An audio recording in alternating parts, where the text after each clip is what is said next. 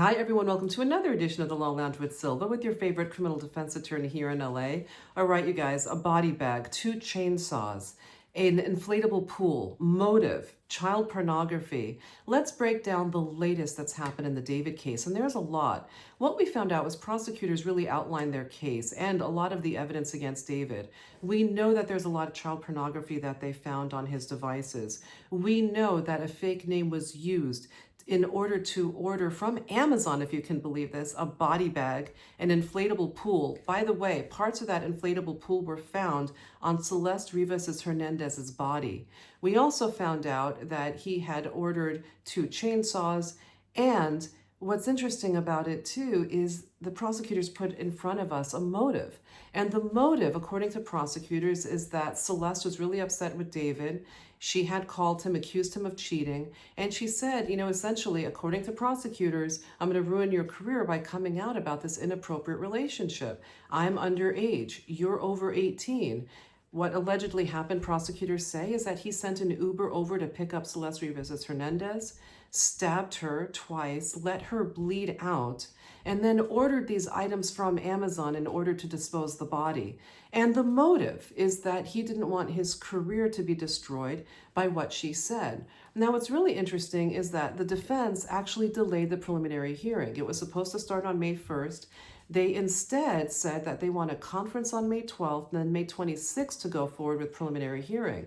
There's a number of reasons why they might have done this, and we don't know for sure. I know that his attorney is a great attorney, David Burke, but it could be a couple of reasons. Number one, did David want to rush this because he believes he's innocent and he wants out of jail? And honestly, as defense counsel, we can advise our clients, but at the end of the day, they have the right not to waste time and push this. Or did the defense want to see what the prosecutor's evidence was and didn't think that they can produce all of their evidence in time? Now, we don't know what the reason is, but it's really smart to slow it down. Why? Because the prosecutors have put down so much evidence that the defense needs time to fight this, to prove that their client didn't do this by having investigators, by having experts to counter all of the evidence that the prosecutor puts forward. That's the right way to fight a case, and that's why cases that are life in prison cases or death penalty cases take about 1 year, 2 years, sometimes 5 years to fight properly. So let's see what happens. Right now, prosecutors are winning the media war.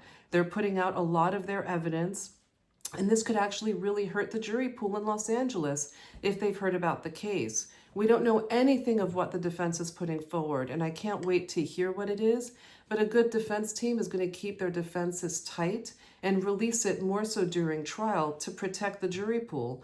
I'd love to hear your opinions, you guys. It really looks like a hefty, hard case for David to conquer. It really does look like the evidence is overwhelming, and that for some reason this kid that had everything, a career, everything that you could want, actually killed somebody because he didn't want her to adversely affect his career.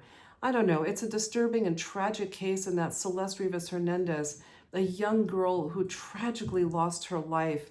Anyway, the whole story is just horrific. Would love to hear your thoughts, everyone. Stay safe out there.